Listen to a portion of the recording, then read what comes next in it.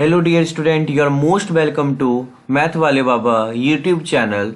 और आज मैं आपके लिए RS अग्रवाल का सॉल्यूशन लाया हूँ रियल नंबर एक्सरसाइज 1A का। तो चलिए शुरुआत करते हैं। और अभी तक आपने अगर मेरा चैनल सब्सक्राइब नहीं किया है तो आप इसे सब्सक्राइब कर ले ताकि आने वाला वीडियो का अपडेट आपको मिलता रहे। तो चलिए फर्स्ट क्वेश्चन से स्टार्ट किया जाए और हम लोग कंप्लीट सॉल्यूशन करेंगे, हर एक प्रॉब्लम को डिस्कस ब्रीफली करेंगे। पहला क्वेश्चन है कि what do you mean by Euclid's division lemma. Euclid division lemma का मतलब क्या होता है? तो हम लोग लिखेंगे Euclid division lemma is proven statement. It says that for any two positive integer a and b there exist unique relation. Euclid division lemma क्या है? तो एक ये प्रूफ किया हुआ स्टेटमेंट है जो कि ऑलरेडी प्रूव है। और इसका कहना है कि यदि हम लोग दो पॉजिटिव इंटीजर लेते हैं a और b तो दोनों के बीच का रिलेशन ये होगा जिसमें q और r जो है पॉजिटिव इंटीजर रहेगा। तो ये तो आपको पता ही होगा। आगे क्वेश्चन है आपका कि a number when divided by 61 gives 27 as quotient and 32 as remainder, find the number. तो जब हम लोग किसी नंबर को डिवाइड करते हैं 67 से तो हमको रिमाइंडर 32 आता है, तो नंबर क्या होगा? तो मैं आप लोग को ऑलरेडी बता चुका हूँ कि यूक्लिड डिवीजन लीमा हमें बताता है कि कोई भी नंबर a वो जो होता है हमेशा BQ प्लस R होता है। तो इसलिए हम लोग लिख देंगे clearly from Euclid's division Lima. यहाँ पे लीमा कर लेना क्योंकि एल्गोरिथम जो होता है वो स्टेप होता है, मेथड होता है। पूरा हिसाब बनाने के जैसे CF निकालते हैं अंत तक जाके वो पूरा एल्गोरिथम कहलाता है। तो ये स्टेटमेंट तो लीमा कहलाता है। Okay, for any two positive integer a and b we have a equal to BQ plus R। Okay, now let us consider b equal to 61 क्योंकि दिया हुआ है कोई भी नंबर को 61 से डिवाइड कर रहे हैं। Okay, you have to know. दूसरा q जो है क्वोशिएंट वो 27 ऑलरेडी बता चुका है, रिमाइंडर भी बता चुका है। तो v 61 q 27 and remainder 32 given. Okay, अब तो रिक्वायर्ड नंबर होता है, देन द रिक्वायर्ड नंबर क्या होगा? ए क्या हो जाएगा? BQ plus R। आप पढ़े हुए यूक्लिड डिवीजन लीमा के अनुसार। तो 61 इंटू 27, R आपका 32 दिया हुआ है। जब मल्टीप्लाई करोगे तो 1647 आ जाएगा, प्लस 32 कर दोगे तो 1679 आ जाएगा। यही आपका आंसर हो गया। और ये आपका थर्ड क्वेश्चन है, by what number should 1365 be divided to get 31 as quotient and 32 as remainder. देखो इस बार क्वेश्चन में थोड़ा सा उल्टा दे दिया है दोस्तों। ए जो है मतलब कि जो नंबर है जिसको हम लोग डिवाइड करने वाले हैं वो दिया हुआ है 1365। ए मुझे मालूम है 1365, लेकिन बी नहीं मालूम है, किससे डिवाइड करना है वो नहीं मालूम है। और यहाँ पर क्वेश्चन 31 बता चुका है और रिमाइंडर भी 32 बता चुका है। तो हम लोग क्या करेंगे? तो चलिए देखते हैं। क्योंकि हमें b मालूम नहीं है तो हम लोग मान लेंगे let the given number be b। जो नंबर मुझे नहीं मालूम है, जो नंबर की जिससे हमको डिवाइड करना है वो b है, तो हम लोग मान लेंगे b। ओके, सो bye applying Euclid division Lima, इस बात को तो लिखना ही होगा क्योंकि यूक्लिड डिवीजन लीमा के अनुसार ही a equal to BQ plus R होता है। और ऑलरेडी आप में क्वेश्चन में गिवन है a इक्वल टू 1365 जिसको हम लोग डिवाइड करने वाले हैं, लेकिन नहीं पता किससे डिवाइड करने वाले हैं जो कि b है। q इक्वल टू 31 दिया हुआ है, r इक्वल टू 32 दिया हुआ है, ये दोनों दिया हुआ है। ओके, ध्यान दो। अब हम लोग क्या करेंगे, a q r का जो वैल्यू है इस इक्वेशन 1 में पुट कर देंगे। इसमें a तो 1365 यहाँ पे हो गया, v जो है ये हो गया आपका नहीं पता, q जो है वो 31 हो गया और रिमाइंडर 32 हो गया। 32 को आप इधर ले आओगे, जब 32 को इधर ले आओगे तो ये सब्सट्रैक्ट में चला जाएगा। ओके, जब 32 को आप इस तरफ ले आओगे तो ये माइनस में आ जाएगा क्योंकि आगे भी प्लस है। समझ आ रहा है इन बात? और फिर जो 31b है तो 31b हो जाएगा। जब b इधर ही रह जाएगा 31 उधर चला जाएगा तो डिवाइड में आ जाएगा।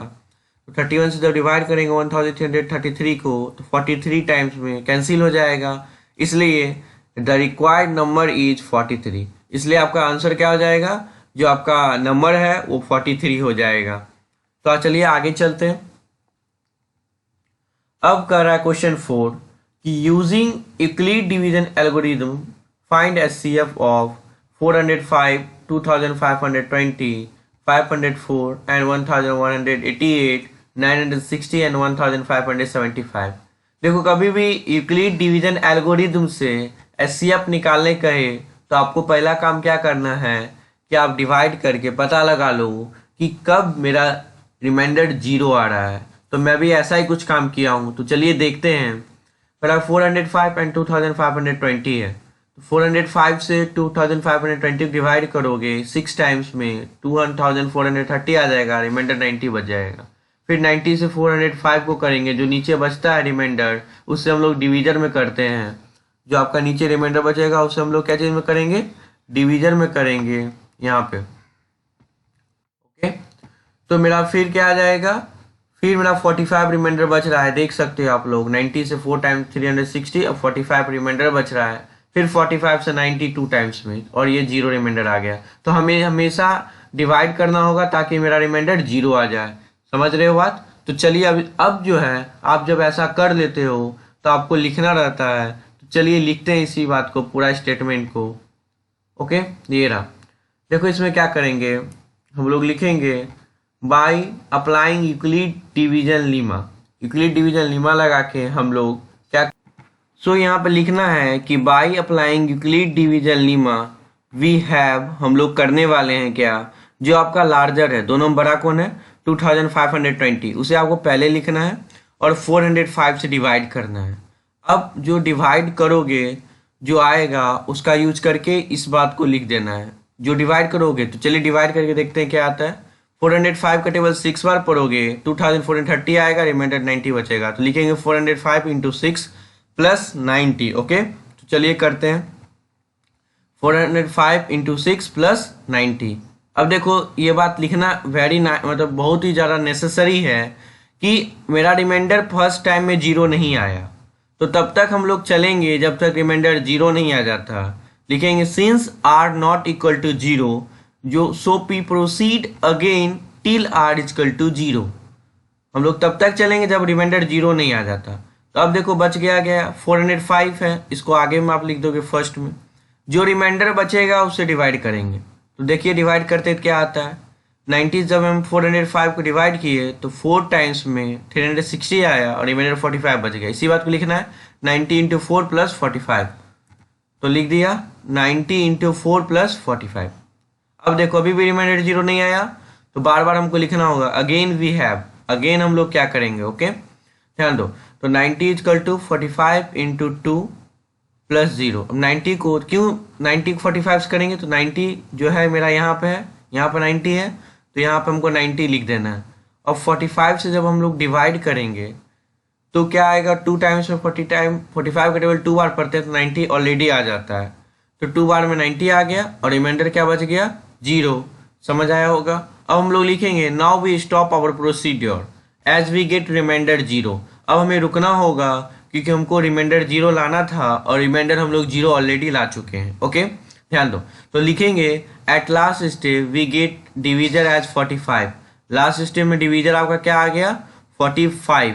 ये आपका डिवीजर आ गया, क्योंकि जो डिवीजर है लास्ट स्टेप में वही आपका एचसीएफ होता है। जो डिवीजर बचता है लास्ट स्टेप में वही आपका एचसीएफ हो जाता है। तो लिखेंगे hence the HCF of 405 and 2520 is 45। यही आपका एचसीएफ हो गया। ओके, और ये आपका रफ हो गया। 45 केवल 2 टाइम्स के 90 आया, आप भी कर लो रफ ताकि अच्छा रहे। चलिए आगे देखते हैं। दूसरा क्वेश्चन है 504 एंड 1188। पहले मैं ऑलरेडी बता चुका हूँ कि आपको डिवीजन कर लेना है तब तक जब तक रिमाइंडर आपको जीरो नहीं आ जाता। तो मैं भी वही किया हूँ, डिवीजन किया हूँ। ध्यान दो कैसे किया हूँ। 504 का टेबल 2 बार पढ़ा तो 1008 आया, रिमाइंडर 180 आ गया। फिर 180 से मैं 504 को डिवाइड किया, 2 बार में 360 आया, रिमाइंडर 144 बच गया। सब्सट्रैक्ट करोगे तो फिर 104 फिर बचा, फिर उससे 180 डिवाइड किया तो 1 बार में 144 आ गया, 36 बच गया। फिर 36 को 4 बार में 144 आ गया और रिमाइंडर मेरा जीरो आ गया। इसी बात को लिखना है। फर्स्ट तो यही आपको भी करना है जैसा मैं किया, अब आपको लिखना है। तो चलिए लिख के देखते हैं। हम लोग लिखेंगे by applying Euclid division lemma we have.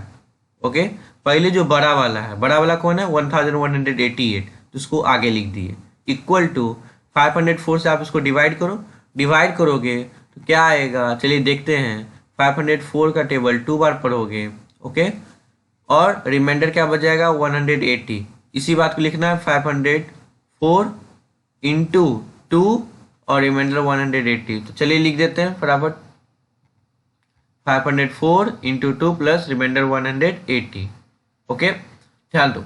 अब हम लोग लिखेंगे रिमाइंडर 0 नहीं आया तो लिख देंगे, इस बात को हमेशा लिखना, याद रखना, फर्स्ट टाइम तो लिखना होगा।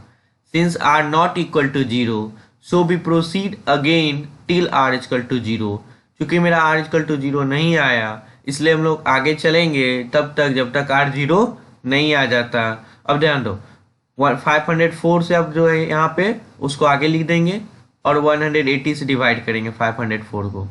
तो चलिए करते हैं, 180 से 504 कैसे आएगा, तो 2 बार में 360 आ रहा है, ओके, और रिमाइंडर जो है आपका 144 बच जा रहा है। इसी बात को लिखना है, क्या लिखेंगे 180 इंटू 2 प्लस रिमाइंडर 144। तो चलिए लिख देते हैं 180 इंटू 2 प्लस रिमाइंडर 144।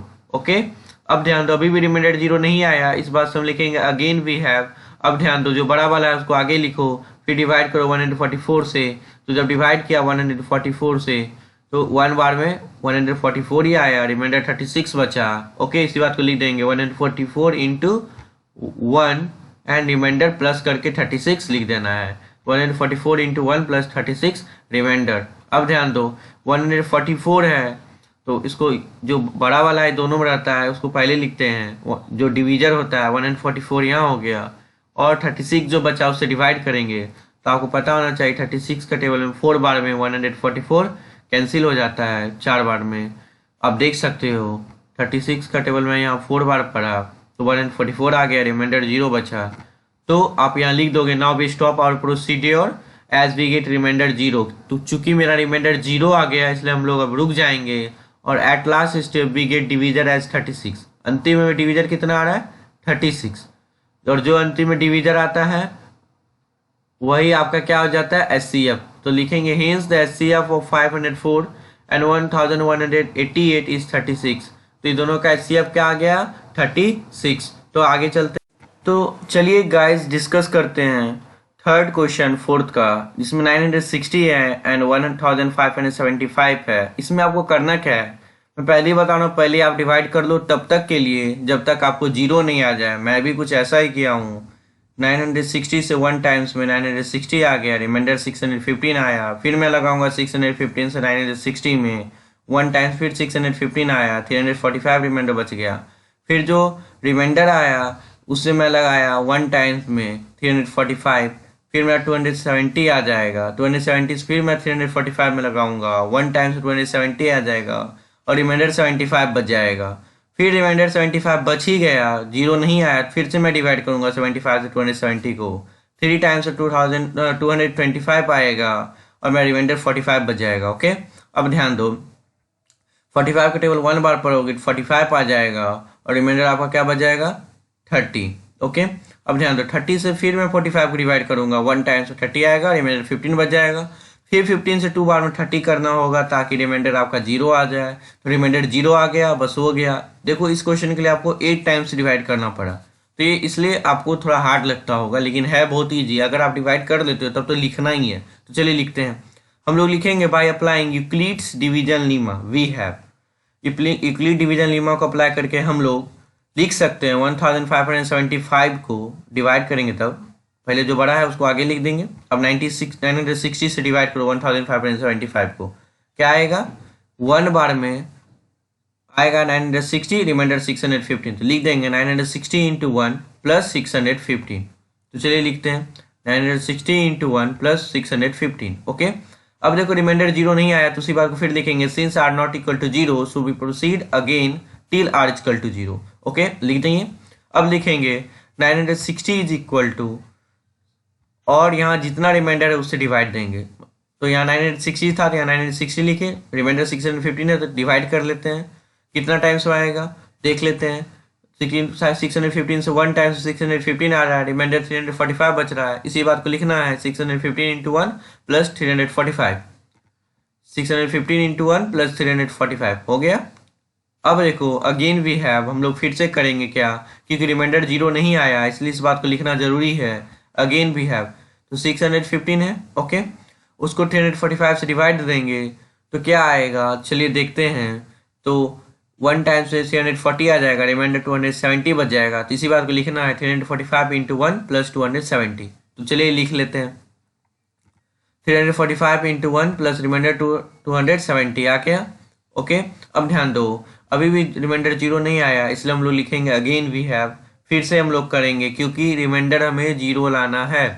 ध्यान दो, तो आप फिर यहाँ पे लगाओगे 270 को किससे, जो रिमाइंडर 75 बचा उससे। तो 270 जो बड़ा है उसको पहले लिख देते हैं, और जब हम लोग डिवाइड करते हैं तब इस चीज़ को लिखते हैं 75 से। तो डिवाइड कर लेते हैं, 75 से 3 टाइम्स 225 आ रहा है, रिमाइंडर 45 बच जा रहा है। इस बात को लिखना है 75 को 3 टाइम्स में 225 आ जा रहा है और रिमाइंडर 45 बच रहा है। अब मैं थोड़ा आपके लिए ऊपर कर देता हूँ ताकि आपके लिए आसानी हो, ओके। अब ध्यान दो, कर रहा है। अब जो है 75 यहाँ बच गया, जो बड़ा है उसको लिख देंगे और रिमाइंडर 45 बच गया है, ओके। ध्यान दो, 45 से हम लोग 75 को डिवाइड करेंगे तो 1 टाइम्स 45 आ जाएगा, पता ही है 45 पॉइंट्स आर 45, और रिमाइंडर 30 बच जाएगा, ठीक। अब देखो क्या करेंगे, अभी भी रिमाइंडर बच गया तो अगेन वी हैव लिखना जरूरी है। अब 45 जो है उसको लिख देंगे, और 30 के टेबल 45 तो आता नहीं, तो 1 टाइम्स में 30 आता है और रिमाइंडर कितना बच गया 15। अब देखो फिर से आगे हम लोग चलेंगे, 30 जो है उसको कैसे लिखना है 15, क्योंकि 15 मेरा क्या था रिमाइंडर, तो 50 से डिवाइड किए 30 को, 2 बार में 30 आ गया, रिमाइंडर 0 बच गया, इसलिए लिखेंगे now we stop our procedure as we get remainder 0, remainder 0 आ गया। सो अब हम अपना प्रोसीड्योर स्टॉप कर देंगे, okay. At last we get divisor as 15, अंतिम में हमें डिविजर क्या आया 15, hence SC upon 960 and 1570 is 15। उम्मीद करता हूँ समझ आया हो। तो चलिए फटाफट आगे चलते हैं। कह रहा है कि so that every positive integer is इधर इवन और ऑड। देखो आप एक बात समझना होगा कि चाहे कोई भी नंबर हम लोग लें, या तो इवन होता है, पॉजिटिव इंटीजर ले मतलब, या तो ऑड होता है या तो इवन होता है, ये बात आपको भी मालूम है।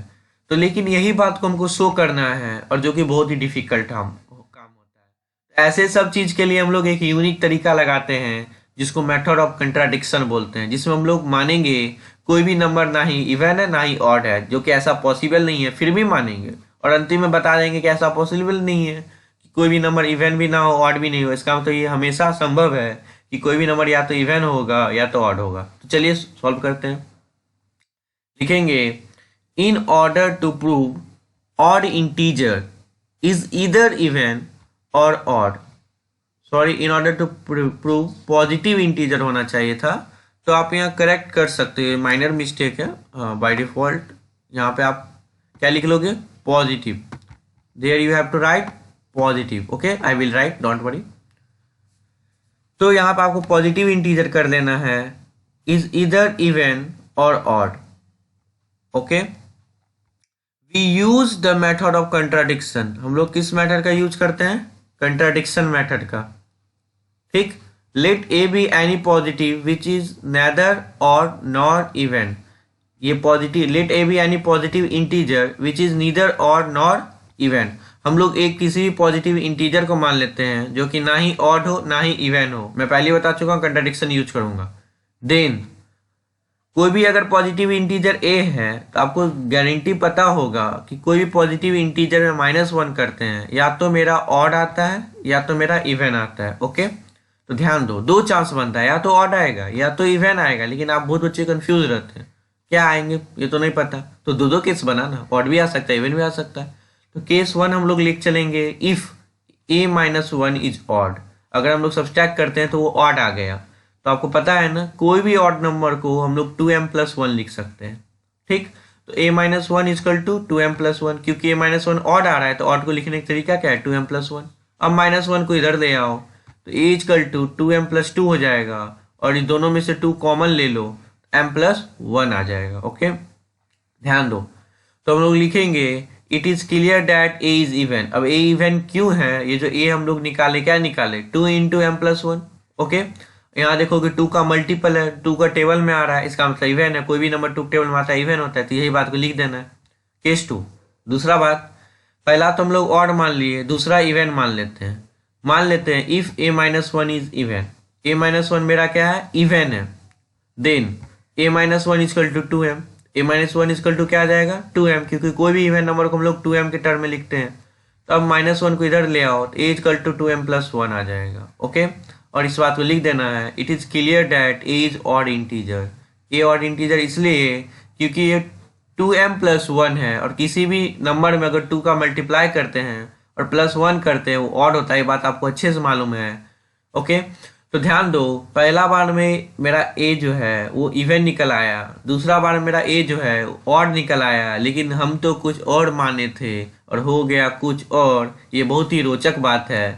ठीक, हम तो माने थे a ना ही नीदर है ऑड है ना ही इवन है, लेकिन ये तो ऑड भी निकला और पहले इवन निकला फिर ऑड निकला, दोनों निकल गया, दोनों में से कोई भी हो सकता है। तो लिख देंगे it is clear that A is odd, hence it contradict our fact that A is neither odd not even integer. इस बात को काटता है कि ना ही ए ऑड है ना ही इवन इंटीजर है। दस एवरी पॉजिटिव इंटीजर इज इधर इवन और ऑड। इसका मतलब कोई भी पॉजिटिव इंटीजर या तो इवन होगा या तो ऑड होगा, क्योंकि हम जो माने तो गलत निकला, इसका मतलब यही निकलता है। तो चलिए आगे चलते हैं, उम्मीद करता हूँ समझ आया हो आपको। कर रहा है, देखो ये ऑलरेडी मैं क्वेश्चन करवा चुका हूँ एनसीईआरटी में, फिर भी मैं बता दे रहा हूँ ताकि आपको एक जगह पे सॉल्यूशन आपको मिल जाए आर.एस. अग्रवाल का। कर so that any positive odd integer is of the form 6m plus 1 और 6m प्लस 3 और 6m प्लस 5। कोई भी ऑड इंटीजर हो वो 6m प्लस 1 होता है, 6m प्लस 3 होता है और 6m प्लस 5 होता है। तो चलिए शो करते हैं, ध्यान दो, लिखेंगे, देखो आपको पहले बता दिया यूक्लिड डिवीजन लीमा लगेगा, तो हम लोग लिख देंगे it is clear from Euclid division lemma if we divide any integer a by 6 we get remainder as 0 और 1 और 2 और 3 और 4 और 5। कोई भी हम लोग, क्लियर है बात, साफ साफ है यूक्लिड डिवीजन लीमा से, यदि कोई नंबर a है और उसको हम लोग डिवाइड करते हैं 6 से तो रिमाइंडर उससे कम 5 तक आएगा, 0 1 2 3 4 5। लेकिन आप में से बहुत सारे बच्चे कंफ्यूज रहते हैं 6 से ही क्यों डिवाइड करेंगे। तो ध्यान दो, ऊपर में देखो जो दिया रहेगा डिवीजर, यहाँ पे bm प्लस 1 होता है, डिवीजर 6 है, ऊपर में जो क्वेश्चन में दिया रहेगा उसी से डिवाइड करना रहता है। ठीक, अब ध्यान दो, अब हम लोग लिखेंगे a इक्वल टू 6m, ये बता देंगे यूक्लिड डिवीजन लीमा क्या कहता है, a equal to bm plus r मेरा 0 के इक्वल और बड़ा होना चाहिए और b से छोटा होना चाहिए। अब हम लोग लिखेंगे a equal to 6m, a equal to 6m plus 1, a equal to 6m plus 2, a equal to 6m plus 3, a equal to 6m plus 4 और a equal to 6m plus 5।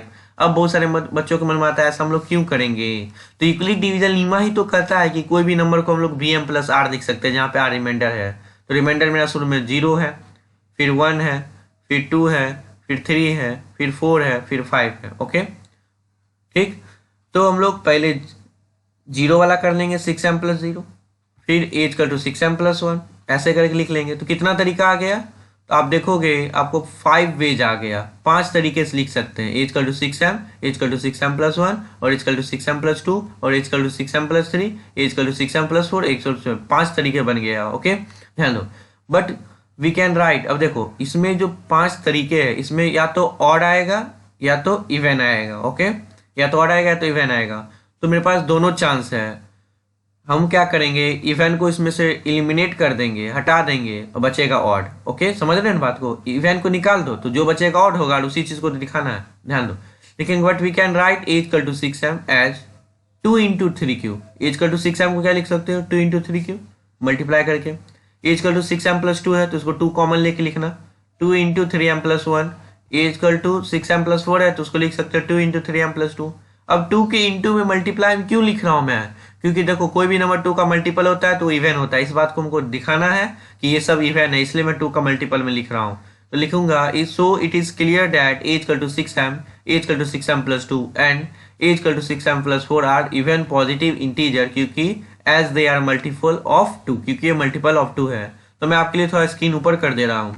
Okay, ध्यान दो, उसके बाद लिखेंगे hence any positive odd integer are of the form 6m+1, 6m+3 और 6m+5 where m is some integer. देखो अब जो है ऊपर में जाएगा तो आपको 5 तरीके थे, 6 तरीके थे टोटल, 1 2 3 4 5 6, बाय मिस्टेक मैं 5 बोल दिया था, टोटल 5 तक लिखते हैं, मेरा ये कहना है। ओके ध्यान दो। तो 6 तरीके में 3 तो इवेंट निकल गए, 3 इवेंट निकल गए, देख लो बचा 3, जो बचा वो ऑड होगा। तो any positive odd integer are of the form 6m+1, 6m+3 और 6m+5 where m is some integer. तो चलिए आगे चलते हैं, उम्मीद करता हूँ समझ आया हो। आगे जो क्वेश्चन है वही सेम टू सेम क्वेश्चन है, इसमें 4m का यूज करना है, तो 4 से डिवाइड करेंगे, याद रखिएगा वही काम टू काम करना है, ठीक ध्यान दो। लिखेंगे it is clear from Euclid division, एक बार क्वेश्चन पढ़ लो ओके पहले, ताकि अच्छा रहे। तो आपको 4m+1 और 4m+3 में कोई भी पॉजिटिव ऑड इंटीजर होगा ये शो करना है। ओके अब समझ गए, चलो देखते हैं। लिखेंगे it is clear from Euclid division lemma is that if we divide any integer a by 4, कोई भी इंटीजर a को अगर 4 से डिवाइड करोगे तो रिमाइंडर आपको 0 आएगा, या तो 1 आएगा, या 2 आएगा, या 3 आएगा। और यूक्लिड डिवीजन लीमा क्या कहता है, इक्वल टू bm+r, और ये बात को लिख देना है हमेशा आपको, ध्यान दो। अब लिखेंगे clearly r equal to 0, okay 1 और 2 और 3, ठीक, एंड b इक्वल टू 4, ये गिवन है मुझे। अब यूक्लिड डिवीजन लीमा कहता है हम लिख सकते हैं equal to 4m, equal to 4m+1, equal to 4m+2, okay इस बात को हम लोग लिख सकते हैं। और देखो इक्वल टू 4m+2 है तो 2 कॉमन ले लिया तो 2m+1 आ गया, ठीक ना। और इक्वल टू 4m+3 है तो उसको ऐसे ही रहने देंगे क्योंकि कॉमन तो हो नहीं सकता, समझ आ रहा है बात को। अब हम लोग इस बात को लिखेंगे, लेकिन if a equal to 4m और इक्वल टू 4m+2, जिसको हम लोग कॉमन लेके 2 × 2m+1 लिख सकते हैं, तो ये दोनों मल्टीपल ऑफ 2 है, ये भी 2 टेबल में आ रहा है, 4 भी 2 टेबल में आ रहा है, दोनों 2 के मल्टीपल है, मतलब ये इवेंट निकल गया। ओके ये क्या हो गया, इवेंट, ये 2 इवेंट हो गया, बचा क्या 3, 4m+1, 2 बचा 4m+1, 4m+3, जो बचा ऑड, जो इवेंट निकला वो तो इवेंट है ही, और जो बचा वो क्या हो गया ऑड। तो लास्टली हम लोग लिख देंगे hence 4m and 4m+2 are even, hence any positive odd integer are of the form 4m+1 और 4m+3। उम्मीद करता हूँ समझ आया हो आपको। तो चलिए आगे चलते हैं और हम लोग डिस्कस करते हैं नए क्वेश्चन को। क्वेश्चन कह रहा है कि for any positive integer n prove that nq - n is divisible by 6। कोई भी पॉजिटिव इंटीजर n हो उसको अगर हम nq - n करें तो हमेशा 6 से डिविजिबल होना चाहिए। तो इसको समझने के लिए आपको एक बात ध्यान रखना होगा कि कोई भी नंबर 6 से डिविजिबल कब होगा, जब वो 2 से भी डिविजिबल हो और जब वो 3 से भी डिविजिबल हो। ओके तो अब हमको दिखाना है कि nq - n जो है वो 2 से भी डिविजिबल है और 3 से भी डिविजिबल है, तब वो गारंटी है तो 6 से डिविजिबल होगा। तो चलिए लिखते हैं। तो लिखेंगे clearly we know that any number is divisible by 6 if it is divisible by 2 and 3। कोई भी नंबर 6 से डिविजिबल तब होगा जब वो 2 और 3 से डिविजिबल हो। ओके और लिख देंगे कि let n be any positive integer. Question में n दिया हुआ है तो हम लोग मान लेंगे n कोई भी एक पॉजिटिव इंटीजर है। On dividing it by 3 we get remainder as 0, 1 और 2। अगर हम लोग n पॉजिटिव इंटीजर हम लोग माने हैं और उसको 3 से डिवाइड देते हैं तो रिमाइंडर मुझे 0, 1 और 2 आएगा। ओके अब बहुत सारे बच्चों के मन में क्वेश्चन उठता है कि हम लोग 3 से ही क्यों डिवाइड करेंगे। वेरी गुड क्वेश्चन, क्यों करेंगे। तो देखो हम लोग जानते हैं 6 को लाना है तो 2 और 3 टेबल में आता है, तो 6 से ना करके हम लोग 2, 3 से ही डिवाइड करेंगे, दैट्स वाई। ओके समझे बात को, ध्यान दो। अब 3 से डिवाइड करोगे 0 आएगा, 1 आएगा, 2 आएगा। और यूक्लिड क्या कहा कि कोई भी नंबर को तो हम लोग उसके रिमाइंडर के फॉर्म में लिख सकते हैं, division into quotient plus remainder. तो n इक्वल टू 3q आ जाएगा, इस बार रिमाइंडर 0 लिया, n equal to 3q plus 1 आ जाएगा, n equal to 3q plus 2 आ जाएगा। ओके जब मैं 3 से डिवाइड करूंगा तो वो नंबर को लिखने का 3 तरीका हो सकता है, कोई भी एक होगा। और मैं बार बार इसलिए लगा रहा हूँ, ये तीनों नहीं हो सकता, इस तीनों में से कोई एक निकलेगा। इस बात को मैं ए मान लेता हूँ, ऐसा यूक्लिड ने कहा, मैं तो नहीं कहा। ओके ध्यान दो। Similarly on dividing n by 2, n को हम लोग 2 से डिवाइड करेंगे क्योंकि हमको 6 के लाने के लिए 3 से भी करना होगा और 2 से भी करना होगा। तो 2 से करेंगे तो मुझे n इक्वल टू 2m आएगा, n इजकल टू 2m+1 आएगा, ऐसा यूक्लिड ने कहा। Division into question plus remainder, तो रिमाइंडर फर्स्ट 0 लिया क्योंकि 2 से डिवाइड करोगे या तो 0 आएगा या तो 1 आएगा, ठीक। और एक बार मैंने 1 लिया, दैट्स ऑल, ध्यान दो। लेकिन आपके लिए जो मेन स्टेप है वो NQ माइनस एन को तोड़ना होता है, ध्यान दो। NQ माइनस एन को हम लोग लिख सकते हैं, एन कॉमन जब ले लोगे तो n into n square minus 1 हो जाएगा, ओके। अब ध्यान दो, n स्क्वायर माइनस 1 को हम लोग स्क्वायर कर सकते हैं, 1 का स्क्वायर लिख सकते हैं क्योंकि 1 स्क्वायर 1 ही आता है। अब ध्यान दो, n स्क्वायर माइनस 1 का स्क्वायर मतलब a square minus b square के फॉर्मूला पे आ जा रहा है, तोड़ोगे तो n+1 n-1 आ जाएगा।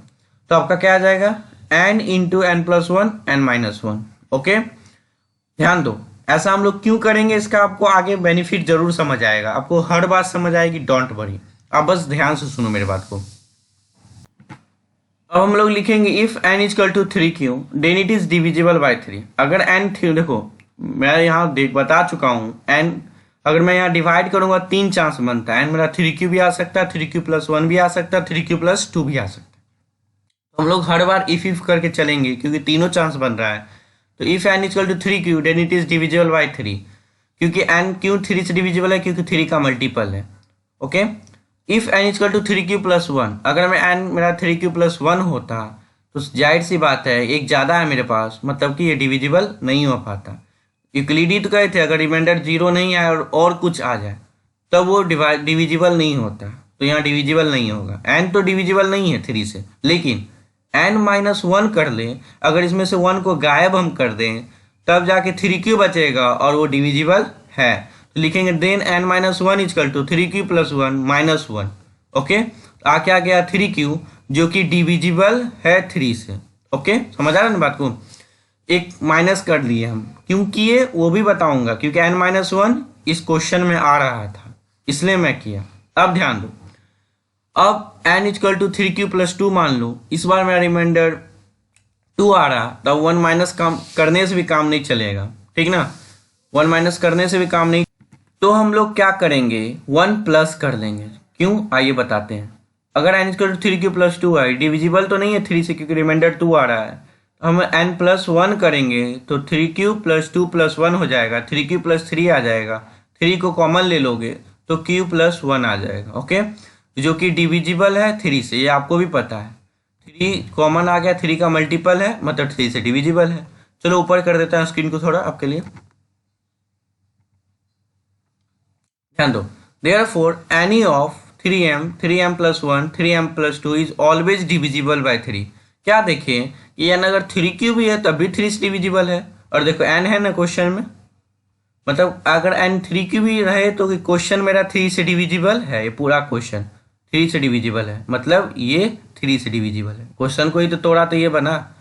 अगर n इजकल टू 3q+1 रहे, n इजकल टू 3q+1 आए, ठीक, तब भी क्वेश्चन का जो n-1 है, n-1 है और 3q से डिविजिबल है, मतलब कि क्वेश्चन डिविजिबल है। कोई भी क्वेश्चन का एक भी टर्म अगर 3 से डिविजिबल निकला ना तो पूरा क्वेश्चन 3 से डिविजिबल निकलेगा, मतलब इसमें भी 3 से डिविजिबल निकला, इसमें भी 3 से डिविजिबल निकला और पहला वाला में भी 3 से डिविजिबल निकला, और हो सकता है तीनों में से कोई एक ना तो एक तो होगा ही, मतलब 3 से डिविजिबल है हर केस में। इसी तरह 2 से प्रूव कर देंगे, काम मेरा बन जाएगा, ओके। ध्यान दो, लिखेंगे यहाँ तक तो मैं ऑलरेडी डिस्कस कर चुका हूँ, तो यहाँ से करता हूँ। Similarly if n equal to 2m then it is divisible by 2।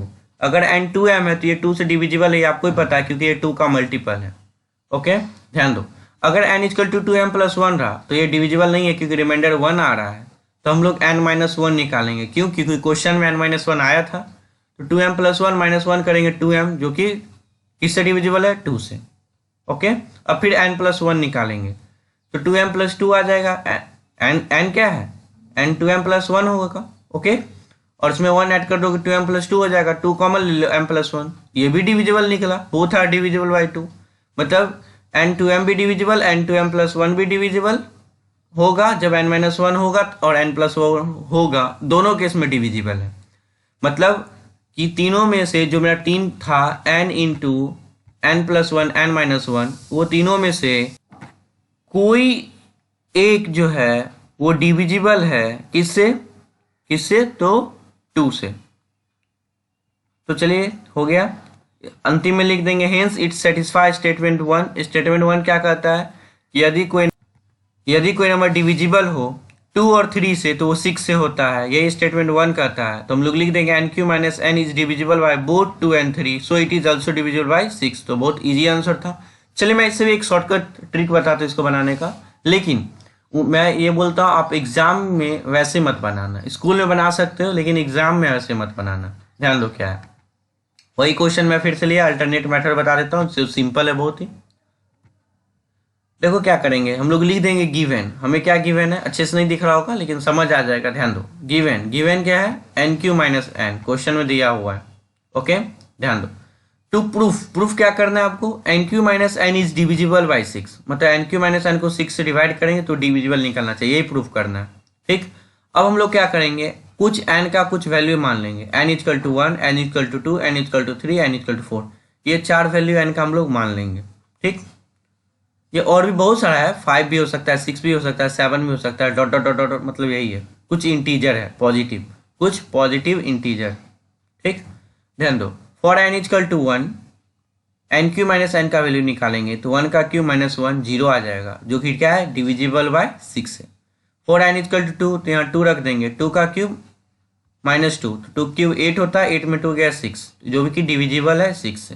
N equal to 3 रखेंगे तो 3 का cube 27 minus 3 24, divisible by 6। N equal to 4 रखेंगे तो 4 का cube 64 minus 4 60, which is divisible by 6। देखिए कि हर केस में 66 से डिविजिबल है, लिख देंगे this n cube minus n is divisible by 6 for all positive integer. लेकिन पता ही होगा कोई भी इजी मेथड से कोई काम करो तो फुल मार्क्स नहीं मिलेगा। इसमें अगर आप करोगे तो आपका मार्क्स काट लिए जाएंगे। कितने मार्क्स कट सकते हैं, तो 3 मार्क्स कट सकते हैं। अगर मैं 5 नंबर क्वेश्चन आएगा तो उसमें आपका 3 मार्क्स डिडक्ट हो जाएगा और आपको 2 ही मार्क्स मिलने वाला है। So please don't use this method for examination. Okay, तो चलिए आगे चलते हैं। आगे बहुत ही इजी क्वेश्चन है, कह रहा है prove that if X and Y are both positive और positive integer then X square plus Y square is even but not divisible by 4। Question कह रहा है कि एक्स और वाई दो और पॉजिटिव इंटीजर है, दोनों अलग अलग है, तो x square plus Y square ये डिविजिबल नहीं होगा 4 से, लेकिन वो इवन होगा। बस यही चीज दिखाना है। तो चलिए पहले हम लोग करते हैं, तब समझ और अच्छे से आ जाएगा। ध्यान दो, करा है हम लोग मान लेंगे let x and y be 2 different और पॉजिटिव इंटीजर। ठीक, एक्स और वाई 2 डिफरेंट और पॉजिटिव इंटीजर है, then x equal to 2m plus 1, x equal to 2m plus, इसलिए क्योंकि ये ऑड है, Y is equal to 2n plus 1, ये भी ऑड है। तो अब बच्चे को मैंने क्वेश्चन आता है तो यहाँ m क्यों नहीं लिखे, यहाँ m लिखे तो यहाँ भी लिखना चाहिए था। मैं पहले ही बता दिया कि दोनों अलग अलग और पॉजिटिव इंटीजर है, डिफरेंट है। डिफरेंट कैसे होगा, जब यहाँ m लिख दूंगा दोनों तो एक ही हो जाएगा, n लिखना होगा। ओके, अब देखो क्वेश्चन में करा है कि स्क्वायर करने के लिए, तो चलिए स्क्वायर कर लेते हैं। Adding A square plus B square, add करेंगे A square plus B square तो हम लोग को क्या आएगा 2m प्लस 1 का स्क्वायर प्लस 2n प्लस 1 का स्क्वायर। एक्स और वाई का वैल्यू पुट कर देंगे, एक्स ये रहा और वाई ये रहा। ओके, अब देखो इसका स्क्वायर करोगे ए प्लस बी का होल स्क्वायर पर तोड़ोगे 4m square plus 1 plus 4m आ जाएगा, A square 4m square B square 1 2ab का 4m, क्योंकि 2 2 जा 4 होता है, और इंटू 1 4 ही हो जाएगा। इसी तरह इसको करोगे, ठीक, 4n square plus 1 plus 4n आ जाएगा। अब क्या करना है कि 4 वाला को कॉमन कर देना है, एक साथ ले लेना है। ये 4 वाला है, ये 4 वाला है, ये 4 वाला है और ये 4 वाला है, तो सबको एक साथ कर लो ताकि हम लोग कॉमन ले सके। तो सबको लेके एक साथ कॉमन 4 बाहर निकाल लिए और देखोगे 1 प्लस 1 2 हो गया, तो 2 यहाँ लिख देना है। ध्यान दो, ये 4 से डिविजिबल साफ दिख रहा है कि नहीं है, क्योंकि यूक्लिड डिवीजन लीमा कहता है कि कोई भी नंबर 4 का डिविजिबल हो तो उसमें रिमाइंडर नहीं आना चाहिए, लेकिन यहाँ +2 रिमाइंडर आ रहा है। लेकिन हाँ, ये साफ ये भी क्लियर हो रहा है कि इवन है, किसी भी नंबर में 4 से मल्टीप्लाई करो तो वो इवन ही आता है, और +2 भी करो तब भी इवन ही आता है। तो hence x square plus Y square is even but not divisible by 4। उम्मीद करता हूँ आपको समझ आया हो। अगर समझ आया हो तो अभी चैनल को सब्सक्राइब कर लो ताकि और भी अच्छा वीडियो आपके लिए मैं लाता रहूँ। ओके, तो चलिए लास्ट क्वेश्चन देखते हैं। बहुत ही इजी क्वेश्चन है, आपको जरूर समझ आएगा। बस एक बात याद रखना, इसके लिए आपको पहले से डिवाइड कर लेना होगा 1190 से 1445। तो आप लोग कर लो, मैं ऑलरेडी कर चुका हूँ। ओके, तो चलिए स्टार्ट करते हैं। 1190 1445 छोटा से बड़ा को डिवाइड करना है, तो लिखेंगे by applying Euclid division lemma we have 1445 बड़ा वाला पहले लिख देंगे और 1190 से डिवाइड करेंगे तो 1 बार में लगेगा, तो 1190 इंटू 1 लिख देंगे और रिमाइंडर देख लेना, आपको 255 बचेगा। ठीक, अब जो करना है उसको इक्वेशन 1 लिख देना है। क्यों करेंगे वो मैं आगे बताऊंगा, इक्वेशन 1 2 3 4 मैं क्यों लिख रहा हूँ। लेकिन हाँ, हमेशा एक बार जरूर लिखना, clearly r not equal to 0 so we proceed till are equal to 0। साफ है कि आर 0 नहीं आया यहाँ पे, तो तब तक हमको चलना जब तक कि आर 0 नहीं आ जाए। ओके, ध्यान दो। अब समझने वाली बात क्या है कि जो आपका डिवीजर था उसको पहले लिख दो और जो रिमाइंडर है उससे डिवाइड कर दो। तो 1190 को जब 255 से डिवाइड करोगे तो 4 टाइम्स में लगेगा और रिमाइंडर 170 बच जाएगा। ओके, समझो बात को। अगर आपको अभी डिवाइड नहीं किए तो आप समझ लो, ऐसा ही होगा, आप करके देख लेना बाद में, है ना, ध्यान दो। तो अब समझने वाली बात क्या है कि अभी भी रिमाइंडर बचा, तो जो रिमाइंडर बचेगा उससे फिर डिवीजर को हम लोग डिवाइड करेंगे। डिवीजर क्या है 255, उसको पहले लिख दो, 170 से डिवाइड करोगे तो 1 बार 170 आ जाएगा, रिमाइंडर 85 बच जाएगा। अभी भी रिमाइंडर 0 नहीं आया, फिर से हम लोग डिवाइड करेंगे तो 85 का टेबल जब आप 2 बार पढ़ोगे तो 170 आ जाएगा, तो रिमाइंडर 0 आ गया, बस रुक जाएंगे, लिख देंगे since we get r equal to 0 so we stop our procedure. हमें रिमाइंडर 0 आ गया इसलिए हम लोग रुक जाएंगे और ये भी बता देंगे कि at last step divisor equal to 85। अंतिम में मुझे डिवीजर 85 निकल आया। अंतिम में डिवीजर कितना निकला, तो अंतिम में डिवीजर 85 निकला, इस बात को हम लोग बता देंगे।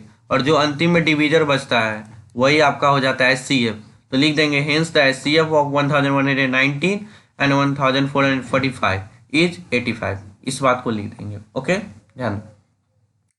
Now we are going to write it in the form of 1190m plus 1440n using the equation 1 2 3 4।